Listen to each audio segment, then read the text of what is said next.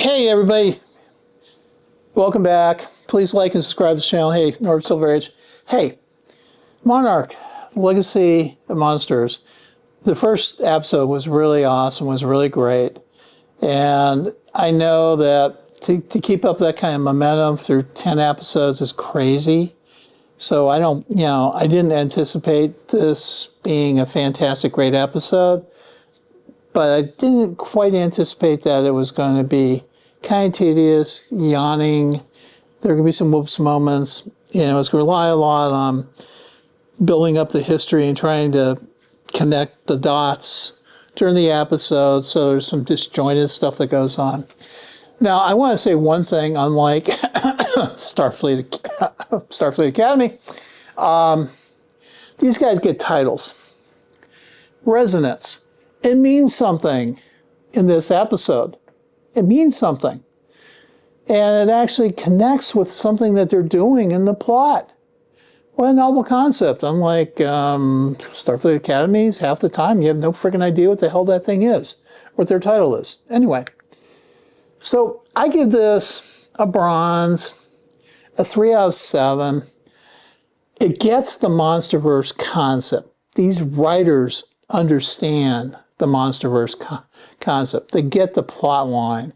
They get the fact that they have monsters out there that connected through another dimension, portal, another planet, or the center of the earth, whatever you want to call it, who are dangerous. And their danger is that they could obviously kill people and upset the ecology and shit like that.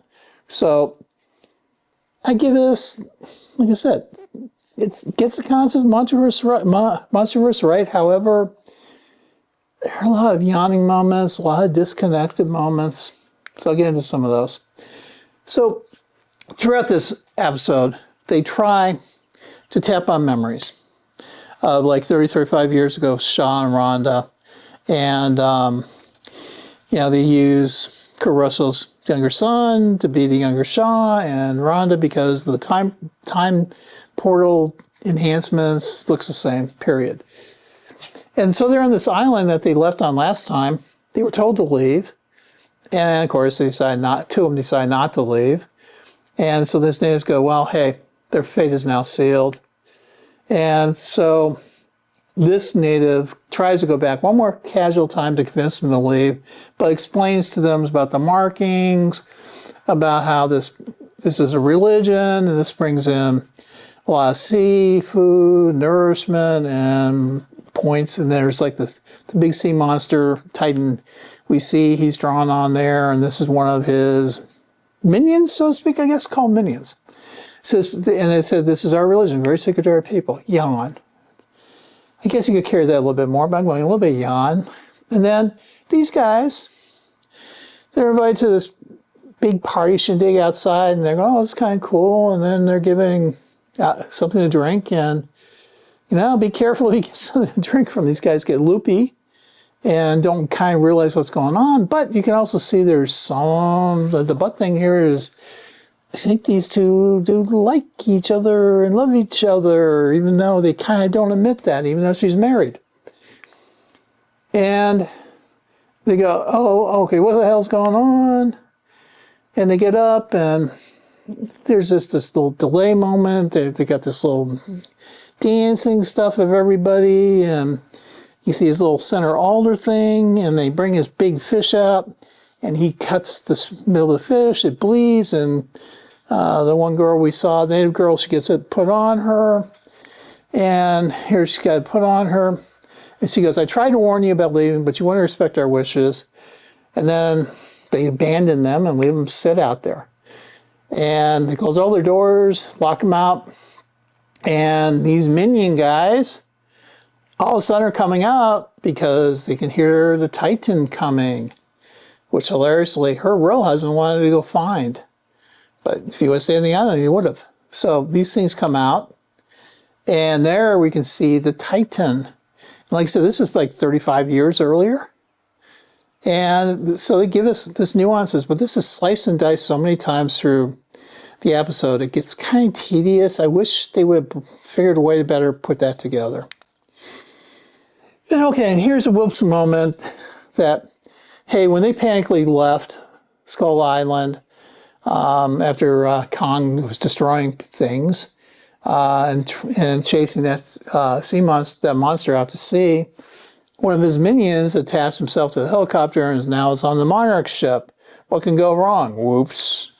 And so they're debating about what they should do, and they're going, well, we got to get a little bit away from Skull Island, get away from the interference, so we can broadcast something, and basically Shaw's saying to the guy now who's the leader, because Verdugo may have died, or maybe not, but she's not there right now. He convinces him to go, okay, stay close enough to keep close, but not too close, okay, and he also gets communication from his department head saying the same thing, and we will follow it. And then here's one of those whoops moments from a character development perspective. And I wish Shaw's eyes weren't closed here, but some men have greatness thrust upon them. So he's trying to tell that to the new leader. But he really doesn't want that. But that new leader goes, I've been instructed to detain you and transport you to Monarch headquarters. But I think it was Garble and transmission. Yeah, it's a little trope we always kind of hear. We've heard that in Star Trek and a few other things. So he can stay here. So then they're out there and they start scanning and they find that the new Titan is headed to the Strait of Malachor, and I guess it's really tight there. And there's 14 ships that could potentially get destroyed by this thing. And there may be hundreds of thousands of people after that who can get destroyed. So they're saying, what kind of weapons do we have on the ship? Well, no, we don't have any. So there's the problem. But they decide to try to hunt it, and they come up with a solution we'll get to in a few moments. But then, before they decide to really try to come up with that solution, Miranda goes, I need to know what Monarch's mission was. And he says, discovery and defense and times monsters. And she basically calls him out, defense, what did that get you for Godzilla? And so discovery is what you're going to need to do. So they finally have a drone, and they're going to send this drone out, and they find that there's this sonar frequency that when that monster left that they detected. So they're going to set it to the resonance on that, thinking maybe they can make that monster turn away from going to the straits. And he said it was designed to go underwater, and of course this thing doesn't really kind of work. Like I said, we're distracted. But meanwhile, when that's happening, the minion has killed one person already. They don't know it yet. And then came across one of Randa's grandchildren. And she sees this in the hallway. And there's the creature. She sees him. And she's definitely tough. And the only thing she could find is fire extinguisher. Goes, try me, little bastard. And she struggles to get it working. And her brother comes down and shoots a couple flares into this thing. And there's a whoops moment because this thing then screams out in agony and sends a vibration. The ship kind of shakes and vibrations everywhere, and Titan hears it and turns. And meanwhile, they're going, these guys are thinking, okay, maybe our drone did it. They got the drone close. And of course, the drone goes underwater because it's too close to the choppy sea. So they thought, oh, maybe that's going to work. And then they see it turn. They thought that might work because, oh, we might have pissed it off. And they find out it was no, because this minion got shot and not killed. And Shaw's the only one with the mindset of get the damn thing off the ship. So he finds a little skip, gets up, throws it on there, and hustles out to try to get the monster to come after him. And there's the new sea monster. And he throws it out, and you can hear some noise screaming from the minion. And then this king gets it, and he gets away. And that's where the end of the episode.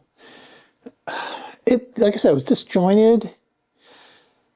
I mean, I'm really looking forward to the overall Monsterverse stuff, but this is so gets disjointed. Hey, give me your comments. Norway Silver Age. Have a great day.